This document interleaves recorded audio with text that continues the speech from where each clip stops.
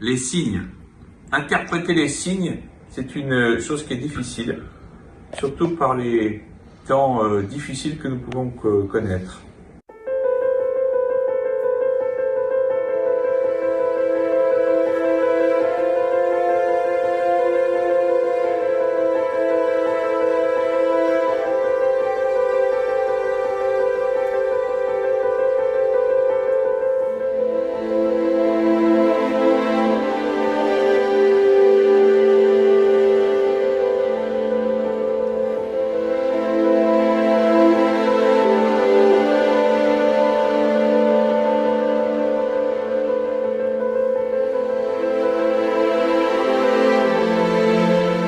Nous allons lire cette semaine un épisode étonnant de l'histoire d'Israël.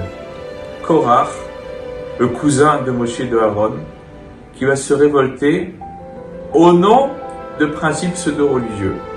En vérité, ce n'est que pour assouvir sa soif de pouvoir et d'honneur qu'il agit.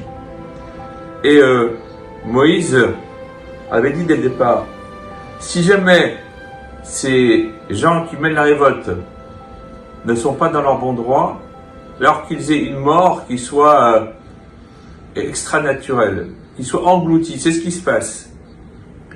Et on arrive à un passage où il dit Zot asu, kecholachem martot korach b'choladato.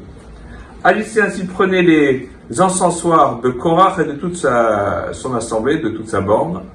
Utumban el v'siu alen ketoret lifnei Hashem, machar vaya aish asher yivchar Hashem hu akadosh. Et chacun mettra ses encens dessus, et celui qui sera choisi par Dieu, celui-là sera considéré comme saint. Les commentateurs de s'interroger, Dieu avait déjà donné un signe, qui serait englouti par la terre, vivant. Et si ça ne suffisait pas, alors de toute façon, rien ne pourrait faire entendre raison aux enfants d'Israël. Alors pourquoi ce second signe intervient-il? On nous enseigne, d'après la Gemara dans Makot, en 11a, où il est dit que Kilat Chacham afilu atnai hi ba'a. La malédiction d'un sage, même si elle est conditionnée, eh bien, elle arrive. Et maintenant, si le sage veut maudire sous condition, c'est-à-dire que il veut dire à quelqu'un qui ne va pas dans un bon chemin, que s'il ne se repent pas, eh bien, il sera maudit. Et la crainte qu'il puisse avoir, c'est que même s'il accomplit les bonnes conditions, la malédiction tombera. Parce qu'en vérité, on nous dit que la malédiction d'un chacham, d'un sage, elle peut arriver. C'est d'ailleurs pour ça qu'il ne faut jamais maudire, parce que c'est jamais bien.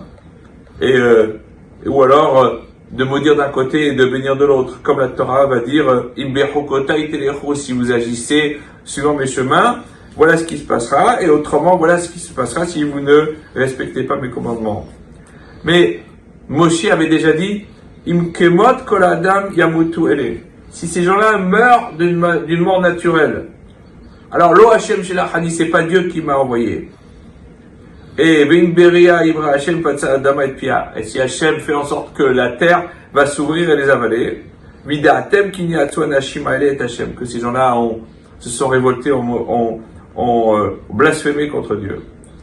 Et dans aucun de ces côtés, Moïse ne les a bénis. Et c'est pour cela que les enfants d'Israël ont dit, en fait, c'est pas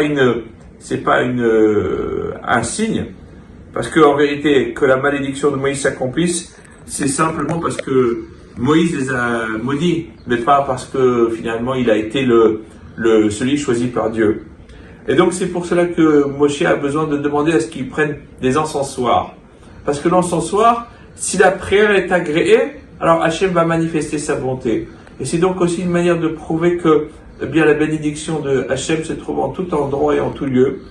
Et que par contre, il faut toujours être vigilant à écouter les paroles des sages d'Israël, parce qu'elles seules sont à même d'amener la bénédiction pour les Juifs et pour toute l'humanité. Shabbat Shalom.